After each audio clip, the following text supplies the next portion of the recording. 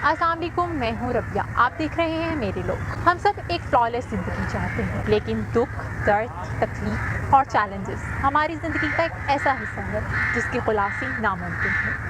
धूप, छाँव, फूल और कांटे रोज़ आते हैं और हमें ज़िंदगी का एहसास दिलाते हैं, लेकिन हर शख्स को अपने हिस्से की तकलीफ को बर्दाश्त करना ही पड़ता है। ज़ारा अब्बास, जो कि एक वर्किंग जर्नलिस्ट है, वो भी अपनी ज़िंदगी में कुछ ऐसा ही एक चैलेंज फेस कर रही है। आइए उनसे कुछ बात करते हैं।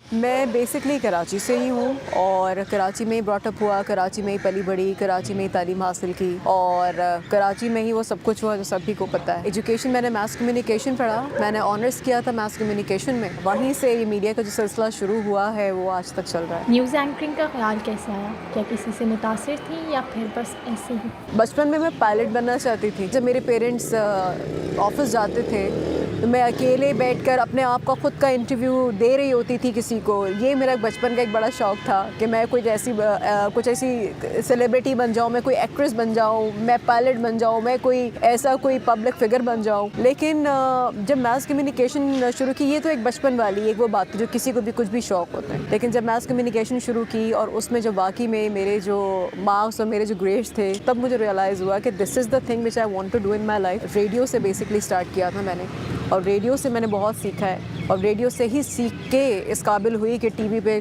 थोड़ा बहुत बोलने की कोशिश कर लेती हूँ। आपकी मुरीद से कैसे मुलाकात हुई? मुरीद से मेरी समा पे मुलाकात हुई थी। मुरीद समा पे न्यूज़ करते थे और मैं समा पे शो करती थी, समा मेट्रो के नाम से। इंफोटेनमेंट बेस्ड शो होता था, इवनिंग में लाइव शो। वो कहते हैं ना, जब रिश्ते अल्लाह ने ऊपर लिखे हुए होते हैं, रिश्ते बनाए हुए होते हैं, जोड़े बनाए हुए होते हैं, तो मुरीद को देख के मुझे कुछ ऐसा महसूस, कुछ अलग सी फीलिंग आती थी सारे एंकर से, क्योंकि हम सारी जो फ्रेटर्निटी है आपस में हम कहीं पे भी मिलते हैं, किसी से मुलाकात नहीं भी होती, टीवी पे देखते हैं, एक दूसरे से हाय हेलो होती है, सलाम दुआ होती है, लेकिन सबसे बात करती थी मुरीद से ही मैं बात नहीं करती थी, क्योंकि मुझे होता था कि ये बंदा मुझसे ख़ुद से बात करे। लेकिन फिर हमारी आपस में बातचीत हुई, दोस्ती हुई हमारी, और दोस्ती के बाद फिर बात शादी तक पहुँची और शादी भी हो गई। मुरीद के साथ गुजरे लम्हात में से आप सबसे ज़्यादा क्या चीज़ मिस करती हैं? मुरीद की कमी हर लम्हा महसूस होती है, हर वक्त महसूस होती है, हर चीज़ में महसूस होती है। हालांकि अल्लाह का बड़ा शुक्र है, बहुत एहसान है अल्लाह का कि उसने मुझे बड़ा स्ट्रॉन्ग बनाया है। बहुत से लोग हैं सोचते हैं कि एक औरत जो है वो मर्द के बगैर कुछ नहीं कर सकती। कोई भी इंसान, मैं ये समझती हूँ कि अल्लाह ताला के बगैर एक इंसान कुछ नहीं कर सकता और अल्लाह ही है जो सब कुछ है। लेकिन इसके साथ साथ मुरीद की जहाँ तक बात है, हाँ, मुरीद के लिए मैं ये चीज़ सोचती हूँ कि मुरीद के बगैर मैं अपने आप को बड़ा इनकम्प्लीट महसूस करती हूँ, क्योंकि मुरीद से मैंने बड़ी सच्ची मोहब्बत की है और उसकी रूह से मैं कनेक्टेड हूँ। और उसके जाने के बाद मुझे पता चला कि मैं उसकी रूह से अटैच्ड हुई हूँ। मुरीद मेरा साथ देता था। कुछ ऐसे कपल्स जो सेम अगर फील्ड में होते हैं या दोनों प्रोफेशनल होते हैं, तो कोई ना कोई एक पार्टनर, स्पेशली अगर औरत आगे बढ़ रही हो तो मर्दों को जेलसी आना। कि ऐसा नहीं था कि मैं कोई मुरीद से कोई बहुत आगे थी, लेकिन मुरीद हमेशा मुझे आगे करने की कोशिश करता था। क्या आपको लगता है अपनी औलाद के लिए आप माँ और बाप दोनों की जिम्मेदारी को अच्छे से निभा पा रही हैं? एक जो बात होती है, जो एक अल्लाह ताला ने जो एक निज़ाम बनाया है कि माँ माँ है और बाप बाप है। मेरा बेटा जो है अपने बाप को बहुत मिस करता है और मुरीद की जगह मैं तो क्या कोई भी नहीं ले सकता।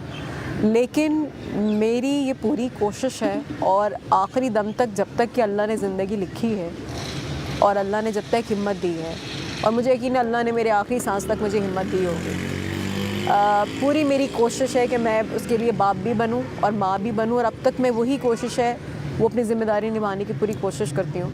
कभी ज़िंदगी में नहीं सोचा था कि ऐसा भी सब कुछ करना पड़ेगा, लेकिन मैं इस चीज़ पर यकीन रखती हूँ कि जिस अल्लाह ने मुझे इस आजमाइश में डाला है और जो अल्लाह मेरे साथ यकीनन है, तो अब मुरीद की जगह वो अल्लाह खड़ा हुआ है, क्योंकि मुरीद तो अल्लाह का बंदा था। अल्लाह ने अपना बंदा, अपनी अमानत वापस ले ली, लेकिन अल्लाह ख़ुद खड़ा है। मैंने अपने आप को, अपने बच्चे को अल्लाह के सुपुर्द कर दिया है, हमारी ज़िंदगियों को और अपने आप को भी। आप एक प्रोफेशनल जर्नलिस्ट हैं, पुलिसिंग के बारे में आप क्या राय रखते हैं? बदतरीन हाल है, बदतरीन हाल है। एक छोटी सी मिसाल है, आप देखें कि आदिल ज़मान जब सुप्रीम कोर्ट से फ़रार हुआ, जिस वक्त वो वहाँ से भागा है, उसकी बेल कैंसिल होती है। कमरे अदालत से पुलिस गिरफ़्तार कर लेती है मुलज़मान को जब उनकी बेल कैंसिल होती है, ऐसा हम ख़बरों में सुनते हैं, लेकिन और ख़बरों में मैं ख़ुद ऐसा पढ़ती भी हूँ। हमारे मामले में ऐसा नहीं हुआ था, क्योंकि पुलिस को पता भी था कि कितनी मेन और इतनी इम्पॉर्टेंट पेशी हो रही है, अभी सुप्रीम कोर्ट में हो रही है, तो वो मौजूद नहीं है वहाँ पे। और बाद में भी जब एक वर्डिक्ट आ गया सुप्रीम कोर्ट का, तो जाके भी जहमत नहीं की जा रही कि जाके उसको पकड़ा जाए, वो कहाँ रहता है। वो इन्फॉर्मेशंस पे चलते हैं, वो हमें इन्फॉर्मेशन आई है, तो नवाबियत, पैसा, सब कुछ है। और बहुत सी ऐसी चीज़ें जो मैं खुल के अब क्या कहूँ, लेकिन समझने वाले सब समझते हैं। पाकिस्तान में ख़ास तौर पर सिंध के अदालती निज़ाम के बारे में आप क्या राय रखते हैं? हम लोग देखते हैं अक्सर कवानीन में तरमीम हो रही होती है, मुख्तलिफ़ कवानीन में, जिससे पॉलिटिशियंस को फ़ायदा होता है, जिससे किसी भी फ़र्द वाहिद को, जो शख्स किसी पावर में हो, उसको फ़ायदा हो रहा होता है। उसमें तो कानून में तरमीम भी हो रही होती हैं, लेकिन जो अंग्रेज़ कानून बना के चले गए उसमें आज तक कभी कोई चेंजेस नहीं है, क्योंकि ऐसा लगता है कि सिर्फ फॉर्मेलिटी के लिए एक अदालती निज़ाम है पाकिस्तान में। डैनियल पर्ल कत्ल केस देख लीजिए, जितना बेदर्दी से डैनियल पर्ल को मर्डर किया गया, उसको बेहेडेड किया गया, लेकिन 18 साल के बाद उसके कातलों को बरी कर दिया जाता है। आप इसी तरह से बल्दिया फैक्ट्री वाला वाक़या देख लीजिए, लोग बेचारे ज़िंदा जल गए, लोगों के साथ कितनी ज़्यादतियाँ हुई। उनके मुल्ज़मान को देख लीजिए आज कि वो रिज़ल्ट क्या सामने आया। इसी तरह से उज़ैर बलोच का केस, क्योंकि मेरा सेंट्रल जेल में जब जाना होता है तो मेरे सामने से उज़ैर बलोच साहब गुज़रे थे, उनकी पेशी थी, तो मुझे ये कहा गया कि 2 केसेस में इनकी बरी हो चुके हैं, ये भी तीसरी पेशी के लिए जा रहा है और इस केस में भी ये बरी हो जाएगा। जहाँ पे अदालती निज़ाम कातलों को, मुल्ज़मान को, हम लोगों को, हम दुनिया को क्या मैसेज जा रहा है इस चीज़ से? अच्छा, अज्यूम करें आपको कहा जाता है कि बहुत अरसा गुजर गया है, अपने बच्चे को पालने पर ध्यान दें, दियत ले लें, माफ़ कर दें, आउट ऑफ कोर्ट सेटलमेंट कर लें, तो ज़ारा अब्बास इस पर क्या रिएक्ट करेंगी? मेरे सामने ऐसी चीज़ें बहुत रखी गई हैं, मुझे थ्रेट भी किया गया है। मुझे अभी रिसेंटली 20-25 डेज़ हुए हैं, मुझे रिसेंट थ्रेट भी आई है और मुझे थ्रेट्स आती रहती। मेरे घर में पीछे उन्होंने बाइक पे 2 लड़के भी भेजे थे, इन्फॉर्मेशन लेने, कब आती है, कब जाती है, माँ के घर कब जाती है, अपने घर कब आती है, ऑफिस कब जाती है, ये सब कुछ भी किया था। और अपने आप को लड़कों ने आके कहा कि जी हम के लोग हैं। मेरी बात हुई मुझे आगे तो पता चला कि नहीं जी, वो खुद से आके इन्फॉर्मेशन उनकी थी। रिसेंटली इन्होंने जो मुझे थ्रेट किया, उन्होंने मुझे दियत के लिए भी ऑफ़र किया कि हाँ जी गलती हो गई, माफ़ कर दें, ऐसा नहीं करना चाहिए था, माफ़ कर दें, दियत की ऑफ़र करें। दैट मीन्स आप ये मान रहे हैं ना, आपने क्राइम किया है, लेकिन आप ये भी लिख के रख लीजिए, और ये ऑन रिकॉर्ड है जो आपके शो पर हो रहा है, कि रिकॉर्ड हो रहा है कि जी अभी जब भी इंशाल्लाह, जो कि 1.5 साल होने वाला है, फ़र्द जुर्म चार्ज शीट जिसे कहते हैं, चार्ज फ्रेम जिसे कहते हैं, जो आज तक नहीं हुआ, लेकिन जब भी ये कुफ्र टूटेगा और चार्ज फ्रेम होगा, फ़र्द जुर्म जब होगी, उस वक्त जो एक ख़बर पढ़ते हैं ना जी, फ़र्द जुर्म आयद कर दी और जो मुल्ज़मान थे उन्होंने सेहत जुर्म से इनकार कर दिया। ये जुमला आप सुनेंगे, हमारा शेल्टर अल्लाह है, जो उन्होंने करना था वो तो कर दिया। मैं ये कहती हूँ यार, मैं आप लोगों से डरूँ जिनको अल्लाह से डरना चाहिए, कि जिन्होंने 2 मासूम लोगों की जानें ले ली, तो मैं आपसे डरूँ? अरे आप अपने गिरेबान में जाके अल्लाह अल्लाह करें, जाए नमाज बिछाएं, तब भी आपको अल्लाह उस वक्त तक माफ़ नहीं करेगा जब तक जिसके साथ ज़्यादती हो, अल्लाह जब तक वो शख्स माफ़ ना करे, अल्लाह भी माफ़ नहीं करता। तो आपको मैं आपसे डरूँगी? मुरीद वाले चैप्टर के बाद आपको क्या लगता है कि आप कराची से बदसन हो गई हैं, उकताहट सी हो गई है कुछ?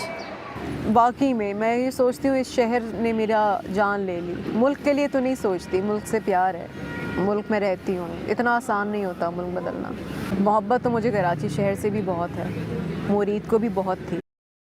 मुझे तो नहीं समझ आता कि मैं कराची में कौन सी ऐसी जगह है जहाँ पे मैं डरूँ, और बहुत से ऐसे रास्ते, बुखारी पे जिस जगह पे यह वाक़या हुआ, वो जो रास्ता है जहाँ पर मैं अक्सर जाती थी, 1.5 साल हो गया मैं वहाँ का रास्ता नहीं लेती। ऐसा नहीं कि मेरे अंदर हिम्मत नहीं है, मैंने उन हाथों से खून में लथपथ मुरीद को उठा लिया था, उसको मैं ले गई थी। लेकिन कुछ ऐसी चीज़ें होती हैं जिनसे, क्योंकि ये फ्लैशबैक्स मुझे मुसलसल आते रहते हैं। मैंने अपने हाथों से उठाया, मैं बैठी होंगी, मैं हंस रही होंगी, मैं वर्कआउट कर रही हूँ, या मैं बैठी हुई हूँ, या मैं अपने मोबाइल पे कुछ देख रही हूँ, मैं अचानक से मुझे एकदम से कोई चीज़ आके एकदम से माइंड को हिट करती है और 1 सेकंड में मैं रोना शुरू हो जाती हूँ। फिर मैं अपने आंसू साफ़ करती हूँ, मैं किसी और अपने दिमाग में मेरी चीज़ लगती है, मैं ये काम, क्योंकि ज़िम्मेदारियाँ बहुत सारी हैं, उसमें मैं मसरूफ़ हो जाती हूँ। तो सोचें कि जब इंसान वो रास्ता, मैं खुद इंटेंशनली उस रास्ते से नहीं गुज़रना चाहती, क्योंकि वो कहते हैं ना कि शहर लोग छोड़ देते हैं, रास्ते बदल देते हैं, उस गली की तरफ, उस रास्ते की तरफ पलट के नहीं देखते। मैं वाकई में अपने आप को मज़ीद तकलीफ़ उस रास्ते से करके नहीं देना चाहती, जिस रास्ते पे आखिरी बार मैं मुरीद को जिस हालत में लेके गई थी। ऑलरेडी मुझे इतने फ्लैशबैक्स आते हैं और मैं कितना रिकॉल करूं और कितने अपने आप को तकलीफ़, बस I just cannot talk about it anymore. कहते हैं कड़ा वक्त आए तो इर्द गिर्द के लोग आगे पीछे हो जाते हैं, तो क्या आपने भी कुछ ऐसा महसूस किया? मुरीद के ऐसे बहुत सारे दोस्त हैं जिनको मैं बहुत नापसंद करती थी, मेजॉरिटी ऑफ देम। और मैं ये चीज़ें बहुत से इनके दोस्तों को अंदाज़ा हुआ कि जी भाभी जी तो हमें पसंद नहीं करती। अब मुरीद का तो बहुत बड़ा दिल था कि वो कहीं पे भी, हम ढाबे पे बैठे हैं, कहीं पे भी बैठे हैं, मूवी, यहाँ तक कि एक साहब तो मुरीद के खर्चे पे दूसरे मुल्क घूमने तक गए थे। तो ऐसा शख्स अगर कट गया बीवी के कहने से तो क्या होगा, तो बीवी के ख़िलाफ़ बरगलाओ, ऐसे भी लोगों ने काम किया है। और कहने को अपने आप को वो फैमिली फ्रेंड कहते थे। ऐसे भी लोग हैं जो मुरीद के खर्चे पे पल रहे थे, रियली सॉरी, नो ऑफेंस, जो जानते हैं वो बहुत अच्छे तरीके से जानते हैं और मुझसे ज़्यादा गहराई में जानते हैं कि किस हद तक मुरीद उनका घर चला रहा था और उस शख्स को पाल रहा था या उसकी फैमिली को देख रहा था। आप यकीन करेंगे, आज 1.5 साल हो गए, उस शख्स ने कभी एक फ़ोन दूर की बात, मैसेज दूर की बात, ताज़ियत तक नहीं की है मुझसे। एक शख्स जो आपके लिए जान देता था, आप मुझे भी छोड़ें, आप उसका खून जो उसकी औलाद है कभी आपने नहीं पूछा। ये सच बात है कि जब अच्छा वक्त होता है, यार आज पिज़्ज़ा खाते हैं, आज कहीं पार्टी में चलते हैं, कहीं बीच पे चलते हैं, आज ये करते हैं, आज वो करते हैं। आप 10 को बुलाओगे ना, 25 आ रहे होंगे साथ में। लेकिन बुरे वक्त में जो है ना, वो सब इतने मसरूफ़ हो जाते हैं, सबकी इतनी मजबूरियाँ हो जाती हैं, सब इतना, ऐसे भी लोग हैं जो इस वजह से घर नहीं आते कि वो पता नहीं कौन लोग हैं, पता चला कि मर्डर कर दिया, कहीं हमारे भी पीछे ना पड़ जाएं, तो इसलिए हम तुम्हारे घर ही नहीं आते। कि मतलब जो करीबी फ्रेंड, जो कि अपने आप को अगर कोई बहन कहता हो कि यार मैं तुम्हारी बहनों से बढ़ के दोस्त हूँ, और ऐसे गायब हो जाए वक्त पे, तो फिर क्या फ़ायदा? फिर ऐसी बहन या ऐसी दोस्त या ऐसे भाई का क्या फ़ायदा? तो मैं ये इस बात पे, इस वक्त पे मैंने ये चीज़ रियलाइज़ की है, अल्लाह के सिवा इंसान का कोई नहीं होता। ये हकीकत बात है, ये हकीकत बात है। वो जो हम कहते हैं ना, ऐसे तो बहुत से हम बातें सुनते हैं, बहुत सारी बातें, क़यामत सुगरा गुज़र गई, इसका मकसद मुझे मतलब अब पता है। 9 जुलाई 2019 की रात मेरे लिए क़यामत सुगरा से कम नहीं थी। वो तकलीफ़ क्या थी वो मुझे पता है। जो लोग कहते हैं कि जी साया भी साथ छोड़ जाता है, मैंने लोगों को देखा, बुरा वक्त आया सब गायब हो गए। हमारी शादी में हमने जितने लोग बुलाए नहीं थे ना, उससे डबल नहीं ट्रिपल लोग आए थे। मैं प्रेस क्लब पे खड़ी हुई होती हूँ, जितने बुलाऊंगी ना उससे कहीं कम आते हैं। वही लोग जब पैसा लगाना चाहते थे, हम नहीं भी इंटरेस्टेड होते, पीछे पढ़ के प्लीज़ लगा, तुम लोग यही चाहते हो ना, तुम लोग आगे बढ़ो, हम आगे ना बढ़ें।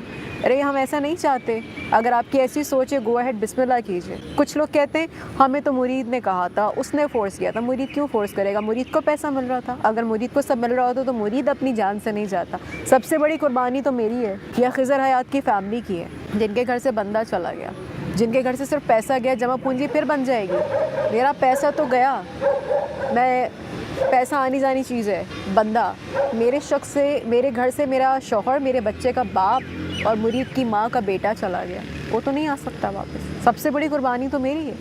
अगर किसी को फिर भी ये लगता है कि हमसे बड़े वो मज़लूम हैं, तो मेरी तरफ से उनको सलाम है, बल्कि खड़े होकर सलाम दूँ मैं उनको। जब ये वाक़या हुआ था, लोगों ने मुझे बहुत ट्रोलिंग की थी सोशल मीडिया पे। रियलाइज़ हुआ पता चला कि लोग ऐसी सोच भी रखते हैं, इतना नेगेटिव भी सोच सकते हैं, लेकिन पता नहीं लोग वाकई में ऐसा कर सकते हैं। शायद हम नहीं कर सकते, इसलिए हैरानगी होती है। उम्मीद करती हूँ कि आपको इंटरव्यू भी पसंद आया होगा। अपना फीडबैक और कमेंट्स ज़रूर शेयर कीजिए। देखते रहिए मेरे लोग।